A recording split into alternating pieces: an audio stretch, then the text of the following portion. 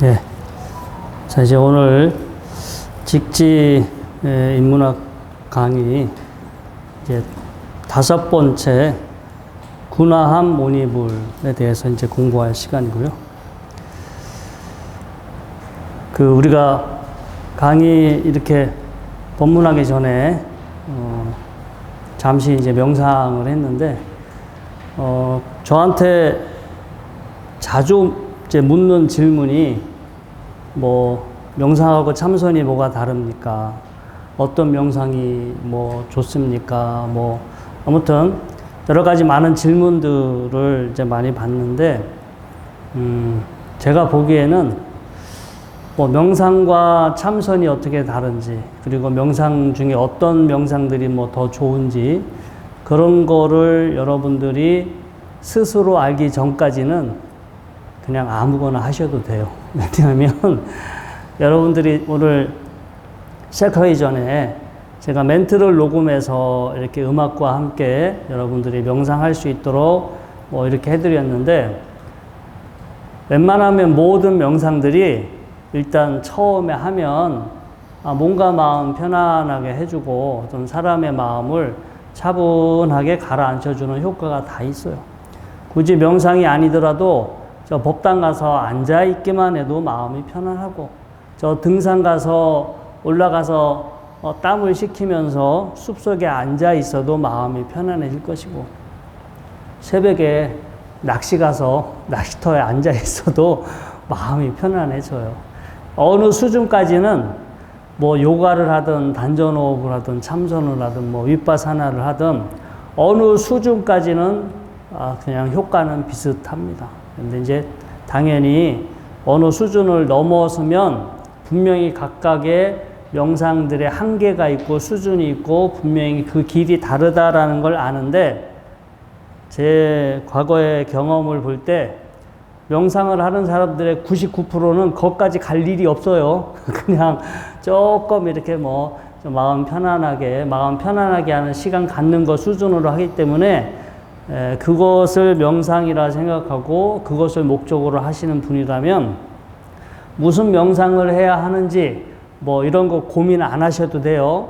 어떤 걸 하더라도 효과는 다 비슷하기 때문에 너무 심각하게 고민하시지 마시고 어떤 주변에서 쉽게 할 수 있는 그런 방법으로 하시면 됩니다. 그리고 여기서 또 명상하면서 잠시 마음이 고요하고 편안해, 일단은 이제 그게 가장 1차적인 현실적인 목적이긴 하지만 또 그게 명상의 단은 아니에요. 그런 시간을 가졌다고 해서 우리 스스로가 달라지고 나에 대해서 뭔가 내가 알아지고 거기까지 가지는 않습니다.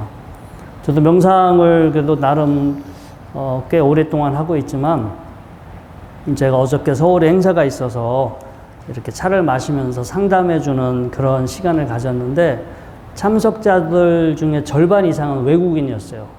일본 사람, 미국 사람, 덴마크, 노르웨이, 스웨덴, 프랑스, 독일 여러 나라에서 저는 예기치 않게 한국 사람들만 올 줄 알았는데 외국 사람들이 많이 와서 많은 시간을 그냥 제가 되도 않는 영어 가지고 한다고, 제발 좀 앞에 앉아있는 분들한테 다른 부스로 가세요, 다른 데로 가세요라고 얘기했는데, 그분들이 딴 데 가면 말이 안 통해서 갈 데가 없다고 죽치고 앉아있는 바람에 제가 좀 상당히 2배 이상 피곤하긴 했는데, 제가 왜 이 말씀을 드리냐면, 저도 예전에는 영어 공부를 오래 했어요. 중학교, 고등학교, 대학교 때까지 하고, 또 군에 있을 때도 계속 열심히 공부를 했습니다.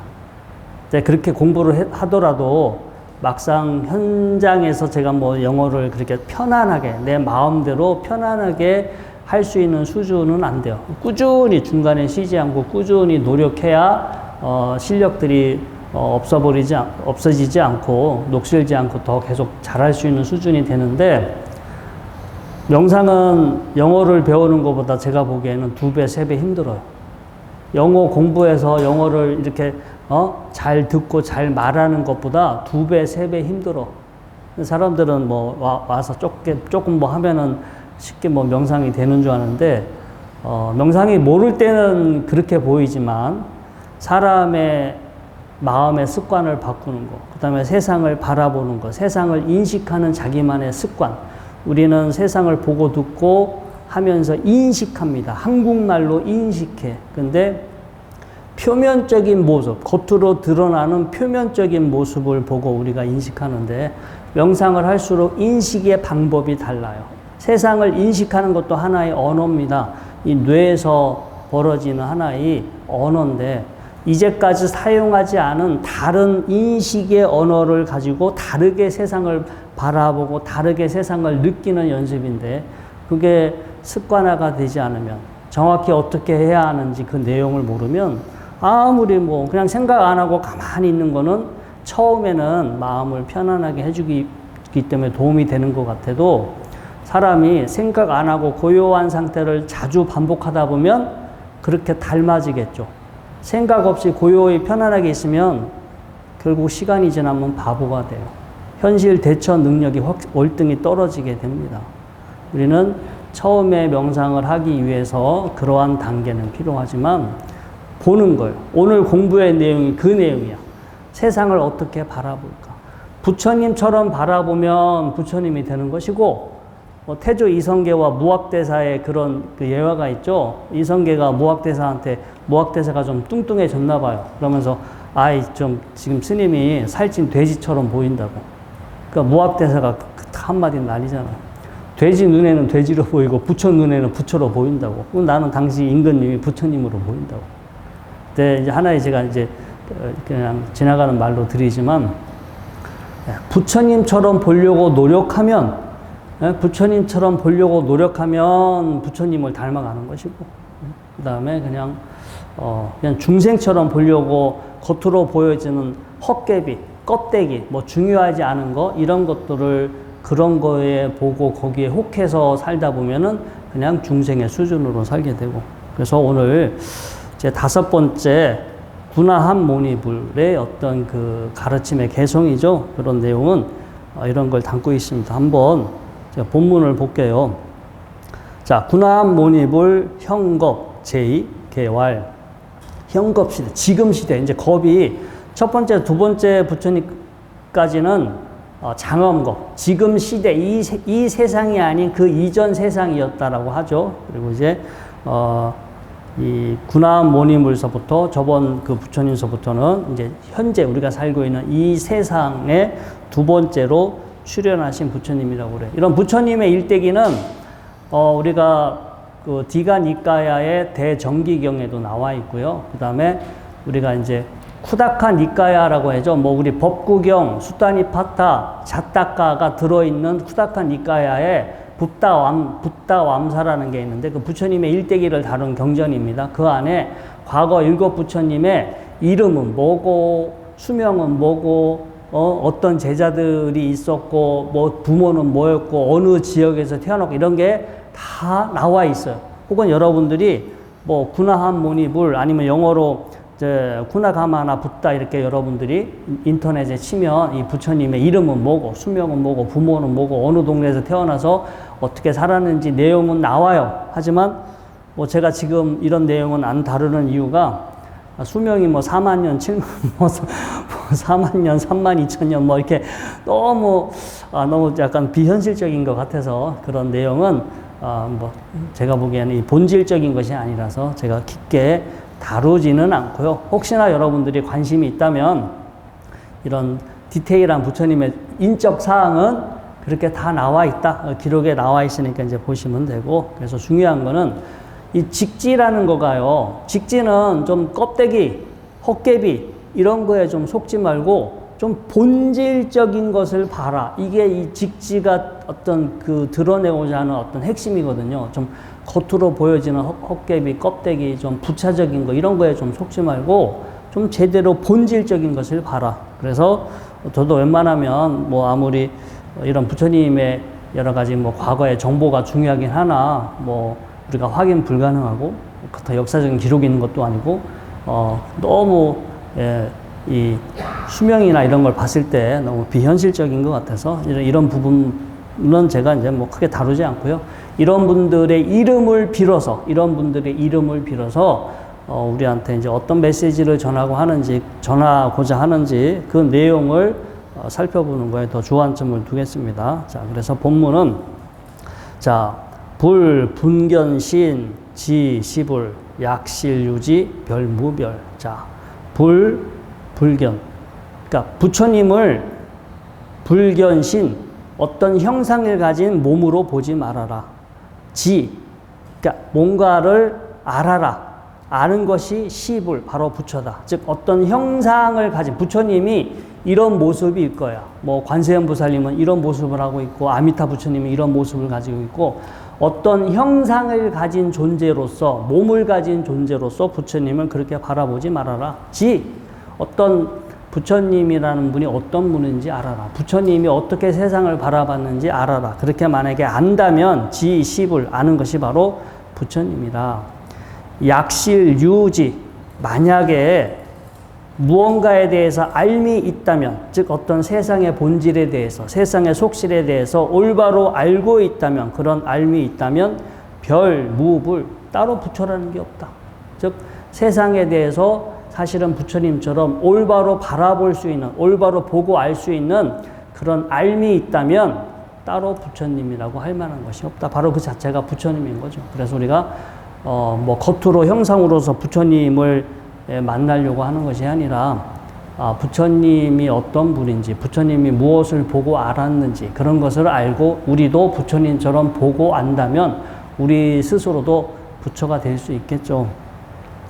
이게 뭐 이 내용뿐만 아니라 우리 금강경에도 그런 내용이 밑에 제가 우리 본문에도 나왔지만 범소유상 계시허망 약견 재상비상 즉견열애 무릇 형상이 있는 모든 것들은 사실은 험한 것, 실체가 따로 있는 것이 아니니 약견, 재상, 비상, 즉 모든 그 어떤 형상들이라는 게 본래 고유한 형상이 따로 없는 것으로 본다면 즉견열애, 즉 바로 부처님처럼 바라보는 것이에요. 부처님을 본다라고도 해석되지만 부처님처럼 바라보는 것이다. 그리고 또 금강경에 유명한 사구계가 또 나오죠.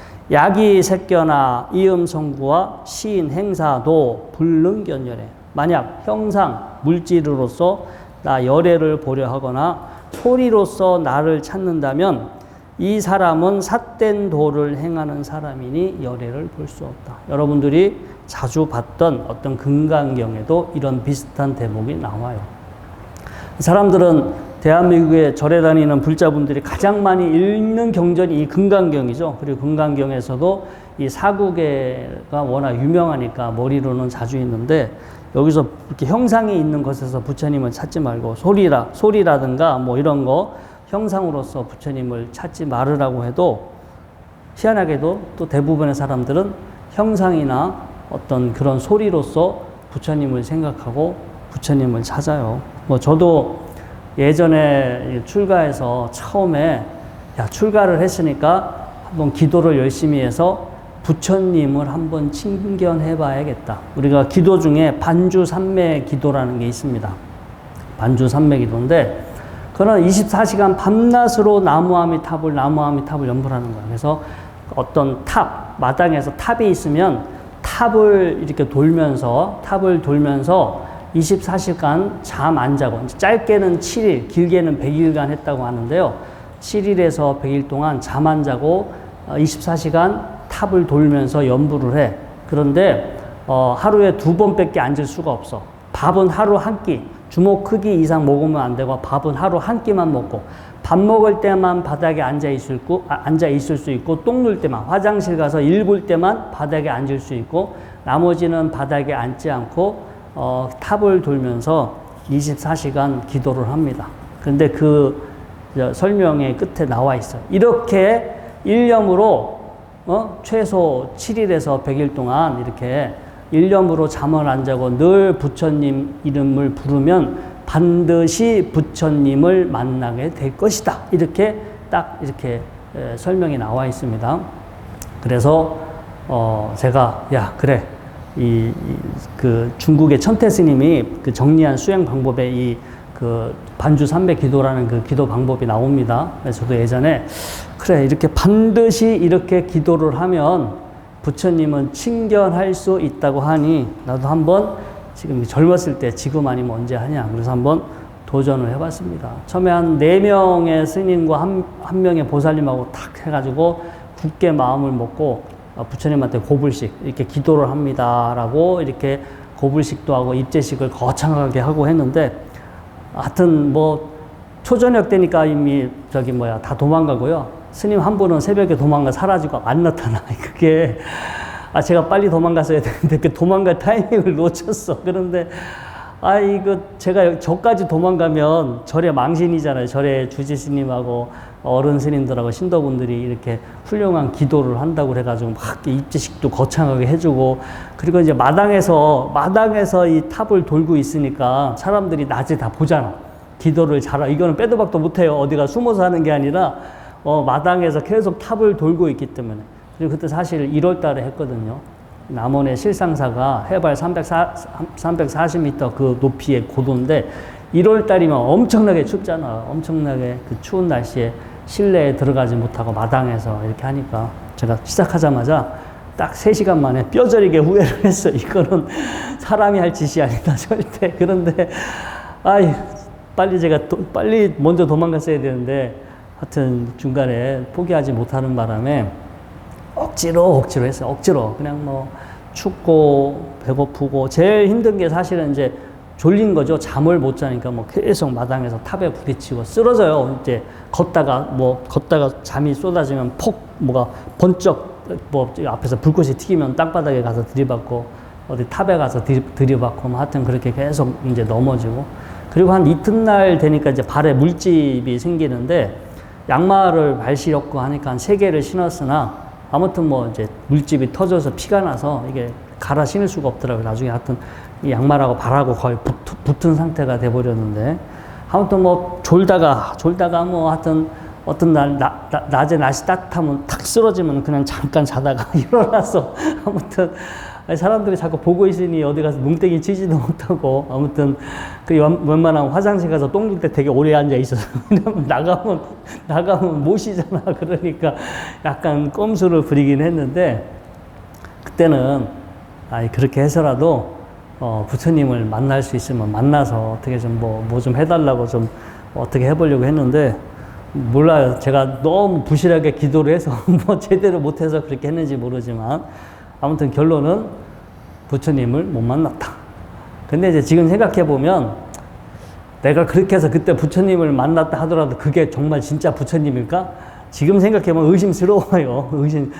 제가 경전을 공부해봐도 부처님이 그러한 존재가 분명히 아닌데, 부처님처럼 바라보고 부처님처럼 지혜를 가지라고 그랬지. 무슨 뭐 나를 찾아라. 또 부처님 우리 법구경에 보면 부처님이 그 어떤 스님이 아파서 돌아가실 때 부탁하죠. 나 죽기 전에 부처님 한 번만 보고 죽었으면 좋겠다고. 그래서 사실 근처에 부처님이 계셨거든요.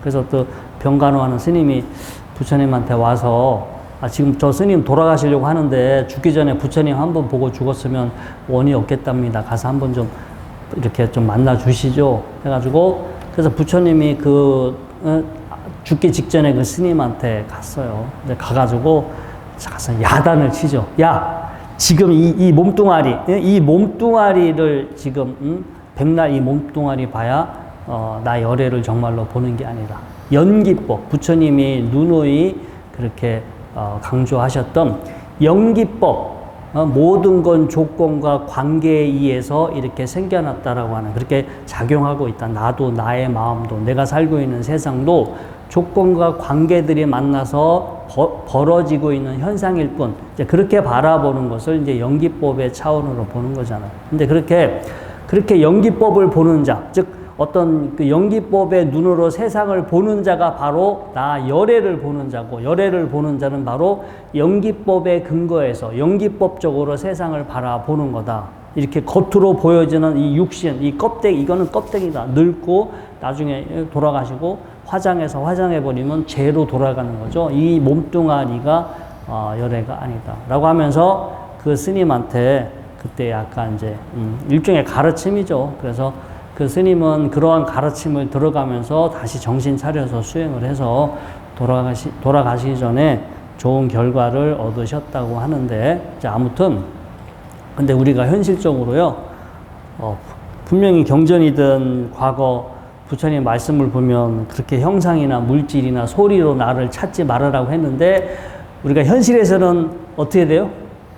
냈다 큰 소리로 부르잖아요. 제발 제 목소리 좀 들어달라고, 제 마음 좀 알아달라고 냈다 부처님 생각하고 부처님의 이름 부르고 부처님의 형상을 만들어 놓고 마치 자기가 이제 부처님을 그렇게 대하는 것처럼 우리는 사실은 그렇게 부처님을 대하고 있는데 그게 근기가 낮은 뭐 일반 중생들의 눈에는 현실적으로 그런 게 필요하지만 당장 일시적으로는 그게 그 사람한테 도움이 되는지는 모르지만 그 사람이 업이 더 성장하고 뭔가 지혜가 성장하기에는 별다른 큰 도움이 당연히 되지가 않겠죠. 그래서 이 직지에서 이 군화무니불의 이제 어떤 이 개송에서도 형상을 가진 어떤 몸으로서 부처님을 그렇게 바라보지 말아라. 알아라. 도대체 부처님이라는 분이 무엇인지, 무엇을 가르치셨는지, 어떻게 바라봐야 부처님처럼 바라보는 것인지 그걸 알아라. 그렇게 아는 거가 바로 부처님처럼 보고할 때 그런 사람이 바로 스스로가 부처가 될 수 있는 거고 스스로가 부처가 돼야 부처를 보는 거죠. 내가 부처가 돼서 내가 이제 이렇게 열심히 공부하고 수행해서 내가 이제 부처가 됐을 때 스스로가 부처를 만나는 거지. 어디 가서 나 이외에 바깥에서 부처님을 만난다는 것은 뭐 그럴듯한 것 같긴 하지만 우리가 좀 더 지혜롭게 합리적으로 생각해 보면 사실은 말이 안 되는 내용이기도 합니다. 자, 이제 두 번째 개성을 볼까요? 자, 지자 능지 죄성공 탄연 불포 어생사.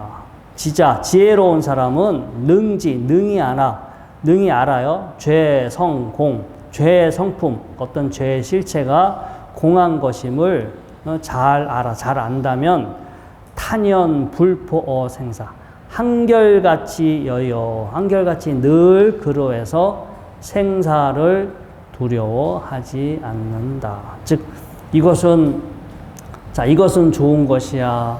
저것은 나쁜 것이야. 이것은 죄야. 이것은 선한 것이야. 사실은요, 선과 악은 지극히 어쩌면 주관적일 수도 있어요. 나 중심적으로 나를 만족시켜주고 나를 힘들게 하지 않으면 좋은 거. 하지만 또 나를 불편하게 하고 나를 괴롭게 하는 거는 또 나쁜 거. 어쩌면 개인 자기의 주관적 그리고 인간 중심적 우리가 저 어디 동남아시아 밀림에 요즘 이렇게 벌목을 하잖아요. 거기에 오래된 나무들을 싹 벼내고 거기다가 농장을 만들어. 바나나 농장, 사탕수수 농장을 만들어. 그 농장을 만들기 위해서 나무를 벼낸 후에 뭘 하냐? 1차적으로 살충제를 뿌립니다. 그러겠죠. 숲속에 밀림에 나무와 풀을 벼내면 그 다음에 걷다 그대로 농사를 져버리면 곤충들이 달라붙어서 바나나든 사탕수수든 다 망가뜨리겠지. 그러면 사람은 해충이에요, 해충. 해충들이 내가 심어놓은 바나나와 사탕수수를 갉아먹으니까 그 해충을 박멸하기 위해서 살충제를 걷다 살포한다고요. 여러분들, 거기 살고 있는 곤충들은 무슨 죄가 있어? 그냥 살았을 뿐인데 어느 순간 인간들이 자기들을 해로운 존재로 규정하고 자기들을 박멸하겠다고 살충제를 뿌렸어. 인간의 입장에서 인간의 이익에 반하기 때문에 인간은 거기에 해로운 동물로 규정하고 살충제를 뿌렸지만 거기 살고 있는 생명들은 본래 해로운 존재가 아니었어요. 어쩌면 우리 더불어 살고 있는 하나의 우리의 동료일 지구에서 보면은 동료일 수도 있고. 그래서 나 중심적으로 모든 건 제가 아까 연기법, 자 모든 건 어떤 조건, 관계, 어떤 조건과 관계에 의해서 모든 건 생겨요. 가령 뭐 지금도 태풍이 이렇게 몰려온다고 하는데 태풍이라는 것은 존재하는 게 아니죠. 어떤 조건입니다.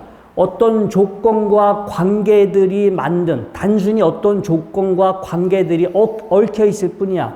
기압, 온도, 습도라는 어떤 조건들이 이렇게 하다 보니까 태풍이라고 하는 어떤 결과물이 생기게 되는데 태풍이라는 놈은 따로 존재하는 게 아니에요. 우리는 생겨났다, 움직인다, 소멸했다. 태풍이 어디서 발생했다. 우리나라로 다가오고 있다. 태풍이 소멸했다. 뭐 이렇게 표현을 하지만 본래 태풍이라는 것은 없어요. 그냥 습도, 온도, 압력 뭐 이런 것들에 의해서 그냥 이렇게 만들어지고 있는 현상이지 따로 태풍이라고 존재하는 건 없어요. 공한 거예요. 고유한 실체가 없어. 근데 그렇게 어떤 현상을 연기법적으로 어떤 조건과 관계들이 어우러져서 내 몸이라는 것도 만들어지고 내 마음도 그렇게 만들어지고 있고 내가 살고 있는 세상도 그렇게 만들어지고 있다라고 본다면 사실은 뭐 어떤 것은 좋은 것이야, 어떤 것은 나쁜 것이야 이런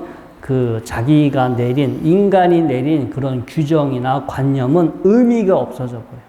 우리가 지금 선한 것이야 라고 했지만 세월이 지나면 그거가 선하지 않은 것으로 바뀔 수도 있어요. 우리는 오랫동안 뭐 태양이 지구를 돈다고 오랫동안 믿어왔잖아요.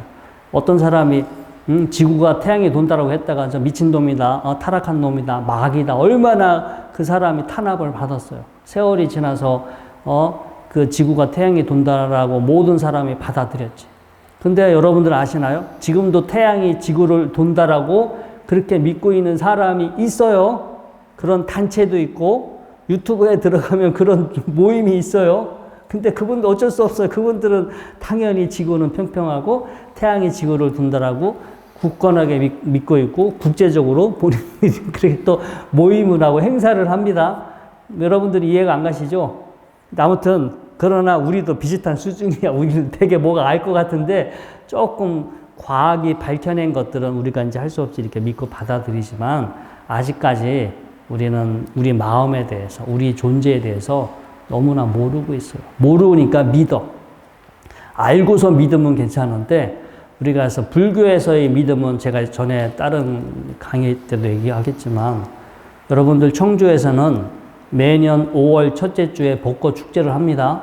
자, 그러면 내년도 5월 첫째 주가 되면 용화사 앞에 무심천변에 벚꽃이 필 거다라는 거를 믿어요? 안 믿어요? 믿죠? 왜냐? 그거는 분명히 필 거예요. 그 기상이변이 정말로 너무 온난화가 심화가 되거나 지구가 아주 차가워지기 전까지는 내년 5월 첫째 주가 되면 웬만하면 벚꽃이 펴. 그걸 우리가 경험상 믿어.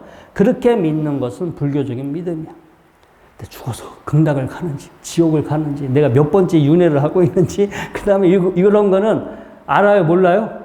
모르지. 그러니까 누가 좋은 일 했으면 좋은 곳에 태어나고 나쁜 일 하면 나쁜 곳에 태어난다고 하는데 그냥 그렇겠지라고 우리는 그걸 모르고 믿어. 저기 뭐 극락이라는 패러다이스가 있고 거기에 뭐 특별한 존재가 있을 것이고 뭐 아무튼 우리는 모르기 때문에 그렇게 믿는 것은 우리가 그걸 맹신이라고 그래요. 모르기 때문에 믿는 걸 맹신인데 사실 우리가 지금 믿고 있는 게 대부분이 맹신이에요.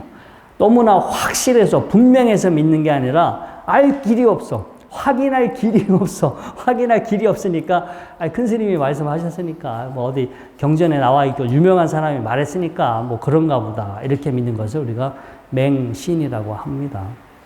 자, 아무튼 우리는 이제 그런 맹신에서 벗어나서 부처님처럼 세상을 바라보는 거.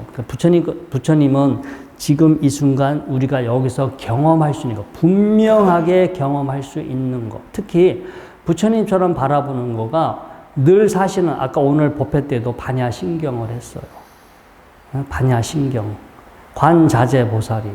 제가 얘기했죠. 관자재보살님 따로 존재하는 게 아닙니다. 부처님이 출가하기 전에는 왕자, 태자, 그 다음에 35살에 부처가 됐을 때는 부처님, 19살에 출가해서, 그러니까 29살에 출가를 해서 35살에 부처가 되는데 29살에서부터 35살까지의 그 출가해서 수행하고 있었던 그 시절은 태자도 아니고 부처님도 아니고 도를 깨닫기 위해 수행하고 있던 보살이었을 적에 늘 경전에 그렇게 나와 있죠. 엉뚱한 존재가 나타나서 무슨 수보리 존재한테 법을 하는 게 아니라 부처님이 내가 옛날에 깨닫기 전에 수행하고 있을 때 행심 반야 바라밀까지 어떤 지금 이 순간 존재하고 있는 현상들을 꿰뚫어 보죠. 통찰, 반야가 통찰을 해서 이해한 것을 그 반야 지혜라고 그래. 영어로 위즈덤이라고 번역하죠. 있는 그대로 봅니다. 지금 이 순간 내가 경험하는 거. 여러분들은 지금 저의 이야기를 들어요. 근데 이야기는 첫 번째 물질입니다. 공기의 진동이잖아요. 저의 목소리는 공기의 진동이고, 그 다음에 이 공기의 진동이 물질인 고막에 부딪혔고, 또 고막에서 신경 신호, 신경 전달 물질, 신경 신호가 발생을 해서 뇌에 인지가 됐어요. 그래서 일단 소리는 기본적으로 물질을 토대로 해. 그리고 이 소리라는 이 공기의 진동이 고막에 부딪혔을 때 감각 신호가 발생합니다. 청각 신호가 고막에서 발생을 하죠. 신경을 통해서 뇌에 전달이 되기 때문에, 자, 여러분들이 듣는 건 1차적으로 물질이면서 감각 신호가 발생하고, 지장 스님의 목소리다, 뭐 직지에 대한 강의다, 저건 뭐다라고 여러분들 머릿속으로 인식합니다. 인식. 그리고 인식한 다음에 반응과 의도. 우리가 쌍카라라고 그래요. 그래서 카라가 끄르, 뭔가 행하다, 작용하다, 행하다 이런 뜻인데, 부수적으로 일어나는 현상들을 쌍카라라고 하는데, 저의 이야기를 인식하면서 여러분들은 나름의 반응과 의도를 지금 일으키고 있어요. 저 무슨 말을 할까, 무슨 뜻인가라고 여러분들 과거의 기억과 경험을 유추해서 저의 이야기를 들으면서 생각을 지금 일으키고 있어요. 쌍카라가 일어나고 있고, 현재 순간을 이렇게 알고 있는 의식작용이 이루어지고 있어. 여러분들이 지금 듣고 있는 소리를 잘 분석해 보면 물질, 느낌, 인식, 반응과 의도, 의식이라는 오온의 작용이다라는 작용으로 언젠가는 보실 수가 있어요.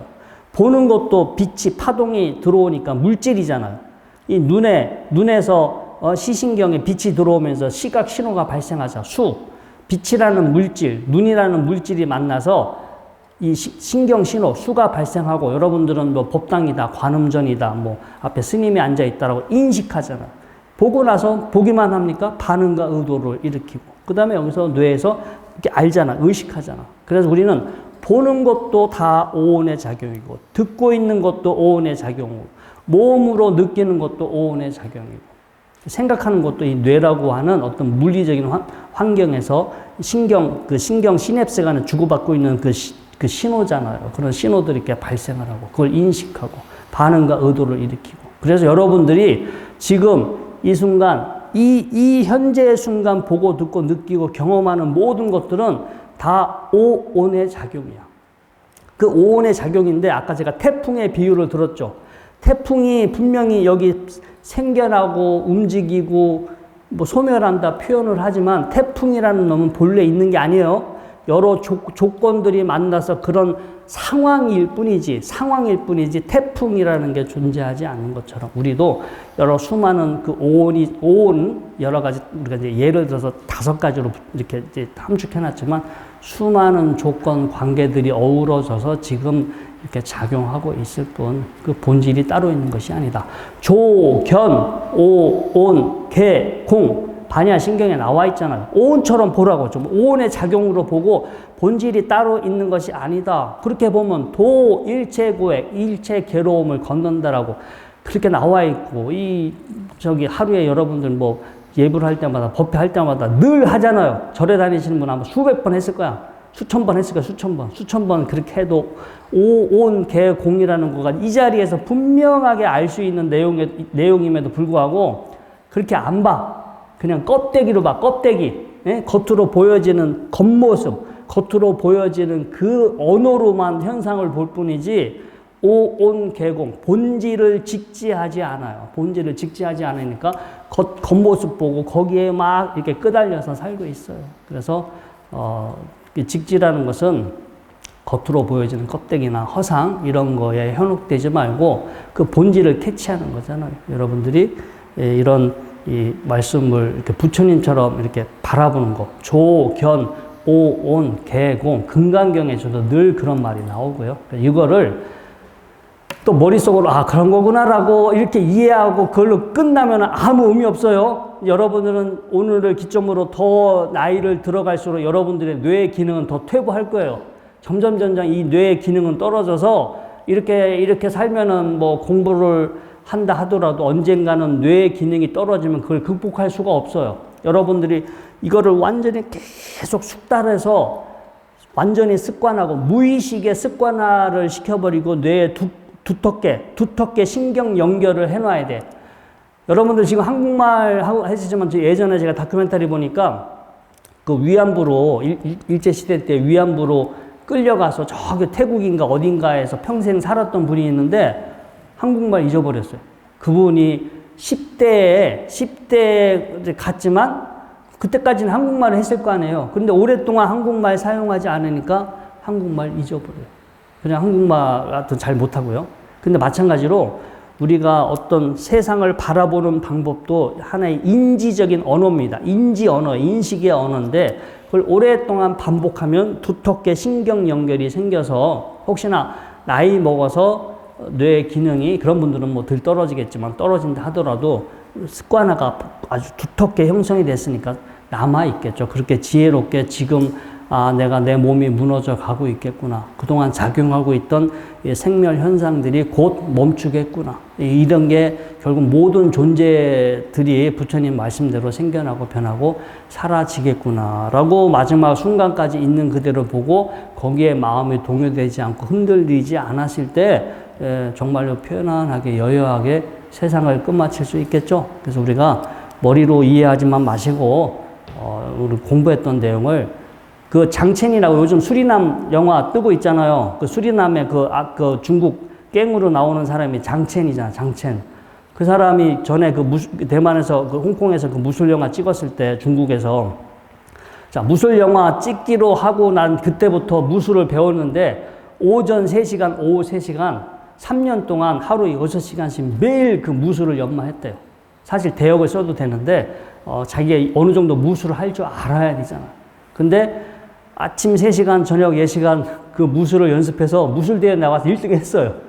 왜냐면 통장에 돈이 꽂히면 사람이 그렇게 열심히 하게 되는데 일단 언제까지 영화를 찍어야 된다라고 돼 있으니까 더 열심히 했겠지. 그래서 오래 연습하신 분들보다 아무튼 더 열의를 가지고 하시니까 그렇게 짧은 시간 안에 뭔가 이렇게 어떤 성과가 있었던 거고요. 여러분들도 이런 내용이 뭐 뜬구름 단 얘기처럼 들리겠지만 구체적으로 하루에 좀 시간을 내셔서 연습을 하신다면 여러분들한테 분명 좋은 변화가 생길 것입니다. 자, 오늘 법문은 이것으로 마치도록 하겠습니다.